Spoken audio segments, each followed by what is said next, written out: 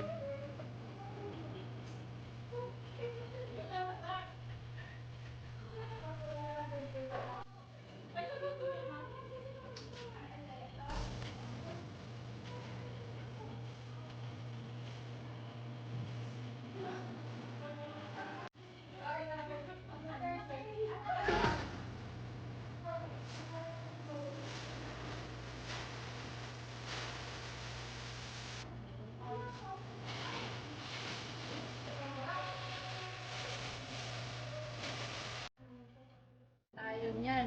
Nagbablog na naman itong kasama natin, ma'am. Oh. Buksan natin to, pansit mo. Bago tayo mag-umpisa, kailangan naman talaga meron pa kayong mga ganyan. Ang tawag niyan ay mind setting. Ikaw kayo magtrabaho ka agad, hindi ka kaya mali-mali ang trabaho mo.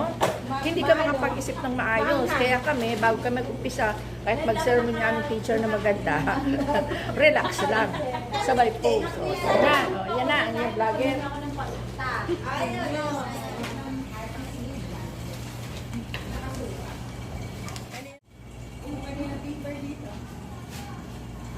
Ay, akala ko naiwanan ko yung ating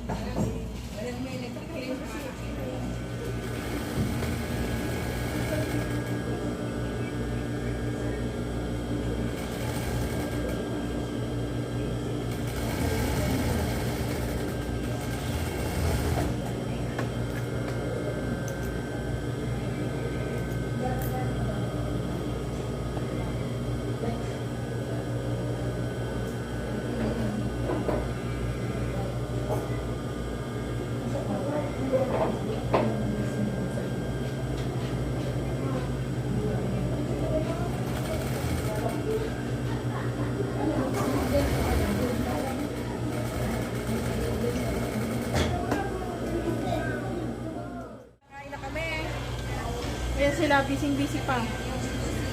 Busy-busy.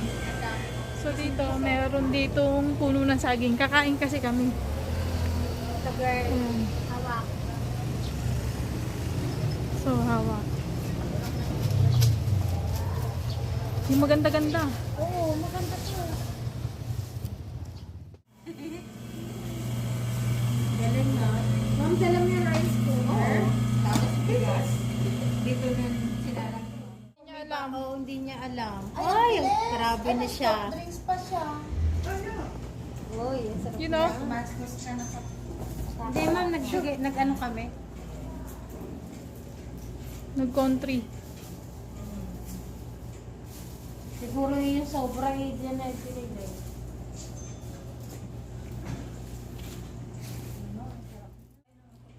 Yan, kumakain kami. Yes, Budel Fight. Pasensya na ha, kasi wala akong masyadong maraming upload ngayon kasi ito yung pinagkakaabalahan ko talaga. Ayan.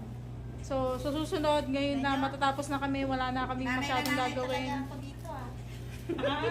Ayan, mga classmate ko, instructor namin, si Ma'am Myla. Yes. Ang kanyang anak. Ayan. Saan ako? Ah! Ano pala naggawa ito? So, mag-budel fight kami. Guys, ano na to? Last term na to ng aming, last week na to ng aming training. Nagpa-practice na lang kami. So, yun, kaya hindi ako nakakapag-upload. marami kayong explanation. Yes. Kasi marami tayong subscribers dyan, yung mga legit subscribers, ayan. Hintay-hintayin nyo, marami akong bibigay na tutorial sa inyo.